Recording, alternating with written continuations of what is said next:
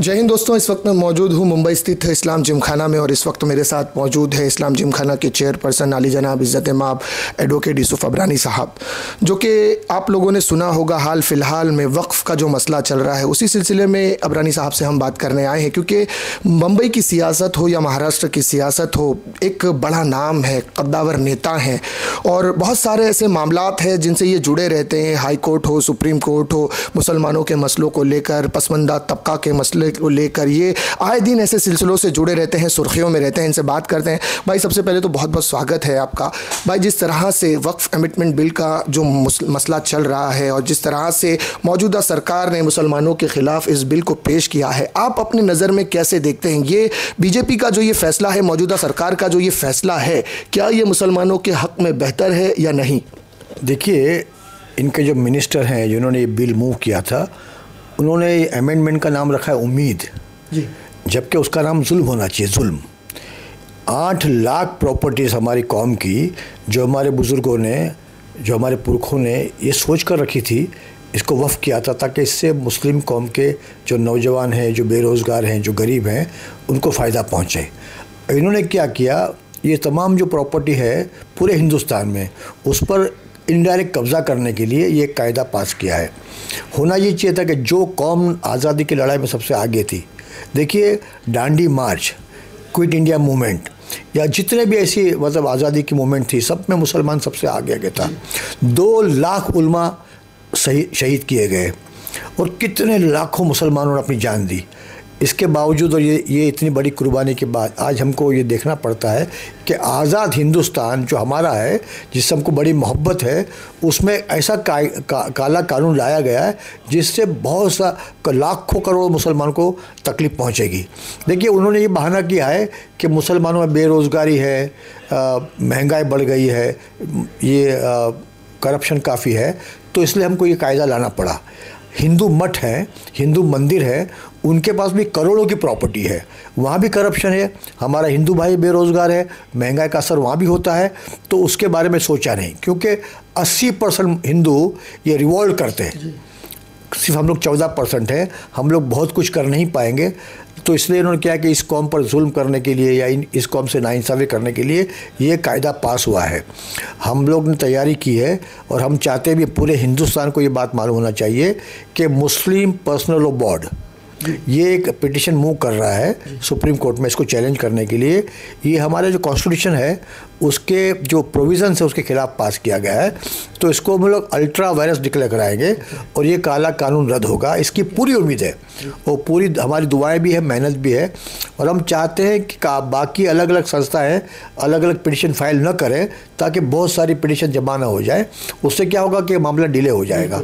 अगर एक पिटिशन अच्छी मजबूत होती है और बड़े बड़े काउंसिल रख के उस पर बहस होती है, तो हमको उम्मीद है कि इसमें अच्छा फैसला हो जाएगा। भाई एक तरफ अभी जिस तरह से हम ये देख रहे हैं कि ये कानून बन चुका है, इस पर मोहर भी लग चुकी है। अब आपने कहा कि हमारी जो 8 लाख एकड़ के आसपास की जो ज़मीन है, 8 लाख प्रॉपर्टीज़ है, 8 लाख प्रॉपर्टीज़ है, चलिए इसका रेवेन्यू तो जनरेट कहीं ना कहीं होता था। अब गुज़िश्ता आज़ादी के पहले से लेकर अगर हम आज तक देखते हैं तो वक्फ बोर्ड ने हिंदुस्तान के मुसलमानों के लिए कितनी डिग्री कॉलेजेस बना दिए, कितने एजुकेशन सेंटर बना दिए। क्योंकि आज एक आम मुसलमान ये नज़रिए से देखता है कि सरकार ने कानून भले ही वक्फ के खिलाफ लाया है, लेकिन वक्फ ने मुसलमानों के लिए क्या किया? देखिए, एक बात बहुत सही कही आपने कि जितने बोर्ड हैं पूरे हिंदुस्तान में, सब जगह मुसलमानी वक्फ बोर्ड में है। तो जो भी गलत काम हुआ है, जो भी करप्शन हुआ है, वो हमारी कौम के लोगों ने ही की है। लेकिन इसका मतलब ये नहीं कि जो बेचारा गरीब है, जो ज़मीन पे है, जो बेरोज़गार है, उसको सज़ा मिले। अगर उन्होंने कोई अच्छा काम नहीं किया, बहुत सारे अच्छे काम भी हुए होंगे, इसका मतलब ये नहीं है कि आप मान लो अगर हमारी उंगली में कोई मतलब ज़ख्म है तो उंगली काट डालने का मकसद नहीं, कुछ नहीं होता ना, उसका इलाज करना चाहिए। तो ये देखिए, हमारे यहाँ पर्सनल लॉ है, मुस्लिम पर्सनल लॉ, तो आप देखोगे उसमें वक्त भी आता है। तो यहाँ का हमको आज़ादी के वक्त ये एश्योरेंस दिया गया था कि आपके पर्सनल लॉ आपके रहेंगे, उसमें हमारी कोई दखल अंदाजी नहीं होगी। उसके बावजूद ट्रिपल तलाक में उन्होंने दखल दिया, उसको चेंज कराया। अब वक्फ के अंदर इसको आगे जाके बहुत मतलब ऐसे नई नई बातें लाएंगे, नए नए कायदे लाएंगे जिससे हमको परेशानी हो, तकलीफ हो। ये उनका मकसद है। ये चाहते हैं कि देश में हिंदू मुस्लिम का जो तनाव है वो बढ़ता रहे और इनको फ़ायदा पहुंचता रहे। बल्कि होना ये चाहिए, गवर्नमेंट हमारी है, सबकी है। आप प्यार की बात करो, मोहब्बत की बात करो, मेल मिलाप की बात करो। और एक इतनी बड़ी कौम है, 14-15% मुसलमान हैं, उनको पीछे रख के देश आगे नहीं बढ़ सकता। आपको ये सोचना पड़ेगा कि ये कौम को भी आगे बढ़ना चाहिए। ठीक है, इसमें कांग्रेस का भी बड़ा कसूर है। कांग्रेस ने भी, जब तक कांग्रेस थी, उन्होंने भी मतलब ऐसा कुछ खास काम नहीं किया जिससे हमारी कौम को प्रोटेक्शन मिले। वो हमारी शिकायत बिल्कुल है और आज से नहीं, शुरू से है। हमने चाहा कि हम उसमें शामिल होकर इस पार्टी के अंदर ये नया रिवॉल्यूशन लाएंगे, लेकिन ये हम लोग नाकामयाब रहे उसके अंदर। तो हमने सोचा है कि अब ये कुछ ऐसा करना पड़ेगा जिससे कि ये जो नाइंसाफ़ी हो रही है ये कहीं ना कहीं रुक जाए। देखिए, आपको गोश्त खाने में प्रॉब्लम, आप हिजाब लगाओ तो प्रॉब्लम, आप पर्दा करो तो प्रॉब्लम, मतलब जगह जगह हमको चोट पहुंचाने के लिए ऐसी ऐसी बातें होती है। कितने केस लिंचिंग के हुए, कितने के मदरसे को तोड़ा जा रहा है, मस्जिद को ताला लगाया जा रहा है। जगह जगह जब मस्जिद है उसको ये क्लेम करते हैं कि मंदिर सा यहाँ, तो ऐसी बहुत सारी कंट्रोवर्सी करते हैं। इनका मतलब ये है कि देश में हिंदू मुस्लिम का तनाव कायम रहे ताकि इनकी पार्टी का वोट शेयर बढ़ता रहे। हमारा हिंदू भाई समझता है कि ये बीजेपी क्यों कर रही है, इनका मकसद क्या है, लेकिन फिर भी थोड़ा जहर फैल तो चुका है। इन्होंने इस बात पर कामयाब हुए हैं कि हमारे नौजवान लोगों में इन्होंने एक जहर भर दिया है। हम कोशिश करेंगे कि प्यार मोहब्बत की बातें करें, उनको करीब लाने की बातें करें और देश का माहौल अच्छा करें। एक तरफ अब देखा गया कि ईद की नमाज के वक्त बहुत सारे मुसलमानों ने, हिंदुस्तान में तकरीबन हज़ारों की तादाद में मुसलमानों ने काली पट्टी बांधकर एहतजाज किया था इस बिल का। वहीं दूसरी तरफ ये देखा गया कि अभी प्रयागराज में रामनवमी के मेले में सैयद सालार मसूद गाजी की मज़ार का जो चिल्ला है उसके मीनार पर चढ़कर नारेबाजी की गई। तो वो जो 300 लोगों ने काली पट्टी बांधकर एहतजाज किया, सबको 2-2 लाख रुपए का नोटिस दिया गया है और दूसरी तरफ कार्रवाई नहीं हो रही। इस पर क्या कहेंगे? देखिए, ये एक मोडस ऑपरेंडी है, चाहे उनका त्यौहार हो चाहे हमारा त्यौहार हो। कुछ मिस्चिफ मॉन्गर्स हैं, वो जाके माहौल ख़राब करते हैं और उसका असर ये होता है कि जो मिस्चिफ करता है वो छूट जाता है, लेकिन जो रिएक्शन देता है उसको अरेस्ट करते हैं, उनका घर तोड़ते हैं, उनको तरह तरह परेशान करते हैं और एक डर का माहौल पैदा करते हैं। हमको सोचना चाहिए। देखिए, हिंदुस्तान में कम से कम जो फसाद हुए हैं उसका रिकॉर्ड है कि 9 फसाद तो सिर्फ रामनवमी के वक्त में हुए हैं। तो इसका ये समझता है कि ये मोडस ऑपरेंडी है। आप देखिए, नागपुर के अंदर प्रोटेस्ट उन्होंने किया, हंगामा उन्होंने शुरू किया, हमारे बच्चों ने रिएक्शन दिया तो उनका घर तोड़ा गया, उनके खिलाफ FIR रजिस्टर हुई और जिन्होंने मिस्चिफ शुरू की थी उनको इमीडिएटली बेल दिया गया। तो ये तो होता रहेगा।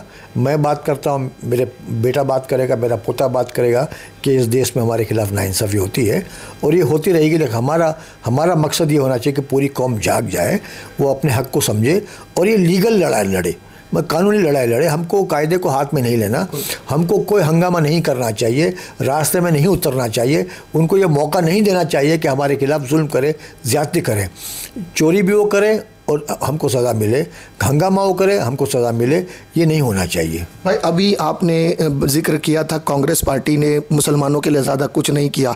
जहाँ तक मैंने देखा है, यूसुफ अबरानी साहब खुद 30-35 साल कांग्रेस के साथ रहे, कांग्रेस को समर्थन किया, आमदार भी बने उसी पार्टी से। आखिर अभी कुछ दिन पहले एक लेटर व्हाट्सएप पे वायरल होता है कि यूसुफ अबरानी साहब कांग्रेस पार्टी से इस्तीफा देते हैं। आखिर वजह क्या है? क्यों यूसुफ अबरानी साहब ने इतना लंबा अरसा गुजारने के बाद उनका साथ छोड़ा? देखिए, कांग्रेस का जन्म बम्बई में हुआ, बम्बई कांग्रेस का यहाँ जन्म हुआ।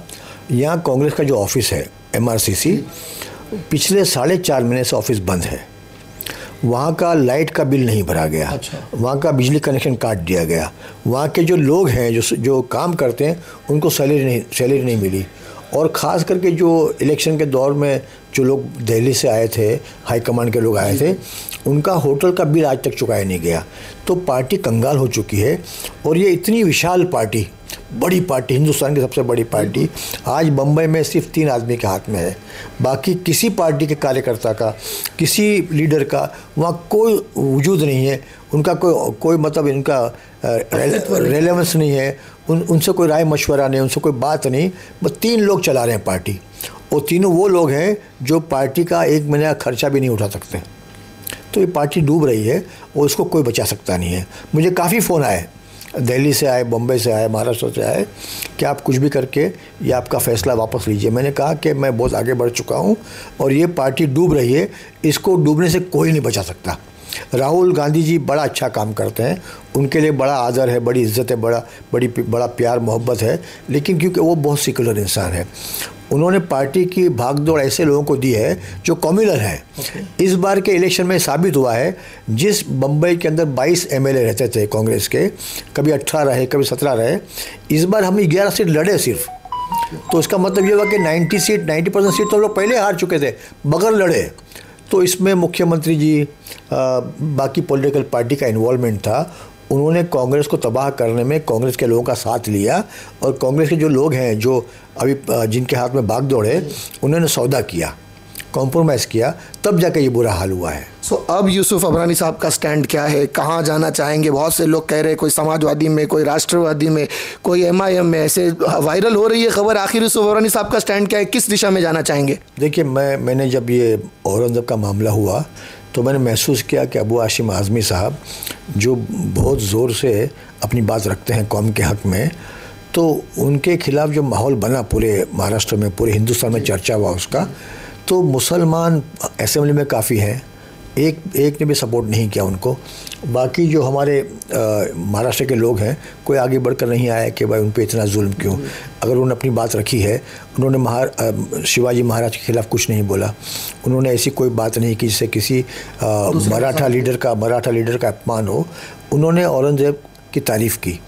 अब ठीक है, उनका व्यू था, अगर आपको उनकी बात पसंद नहीं है तो बहुत से बहुत आप उनकी बात को डिनाई कर सकते हो, लेकिन उन पर एफआईआर लॉन्च करना, उनको सस्पेंड कर देना, तो मैंने सोचा कि यार मतलब एक आदमी बोलता है, वो इतना परेशान होता है, वो पूरी कौम खड़े रह के तमाशा देखती है, तो ऐसा माहौल नहीं होना चाहिए। हमको पूरी कौम को साथ में होना चाहिए, हमको किसी से लड़ना नहीं है, हमको हमारे हिंदू भाइयों को लेकर आगे बढ़ना है।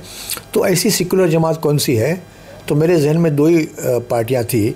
एक तो अजीत पवार साहब की एनसीपी, जिन्होंने खुलकर बात कही है कि मुसलमानों पर आंच नहीं आएगी, और एक समाजवादी पार्टी है, अखिलेश यादव जी हैं, अबू हाशिम आज़मी साहब है, उनकी मेहनत, उनका काम, उनको देश के प्रति उनका लगाव और कौम के प्रति उनका जो सद्भावना है, प्यार है, मोहब्बत है, उसको देखकर मैंने सोचा है कि समाजवादी पार्टी बेहतर रहेगी, खास करके महाराष्ट्र के लिए और बम्बई के लिए।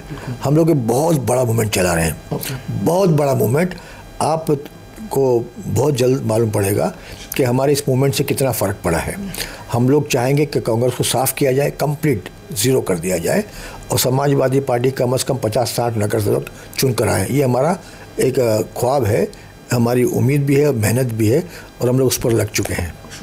दोस्तों, देखा आपने, ये थे यूसुफ अबरानी साहब, जिन्होंने वक्फ अमेंडमेंट बिल के बारे में बहुत सारी बातों का खुलासा किया है और जिस तरह से कांग्रेस पार्टी के बारे में बातचीत की है, क्यों आखिर उन्होंने कांग्रेस पार्टी छोड़ी, क्या स्टैंड है और किस तरफ इनका रुख अब जाने वाला है। आने वाले फ़िलहाल नगर सेवक के जो मुंबई में चुनाव होने वाले हैं, गालिबन अक्टूबर, नवंबर या दिसंबर में शायद डिक्लेयर हो जाए, उस समय पर समाजवादी के साथ खड़कर किस तरह से रणनीति बनेगी, भाई ने अभी सारी चीज़ें तफसील के साथ बताई है। उम्मीद करता हूँ नाजरीन ये गुफ्तगू आपको पसंद आई होगी। इसी तरह की वीडियो के लिए चैनल को सब्सक्राइब करें। मैं सिराज शेख, हिंदुस्तान डेली से फिर मिलूंगा किसी अगली खबर के साथ। तब तक के लिए जय हिंद।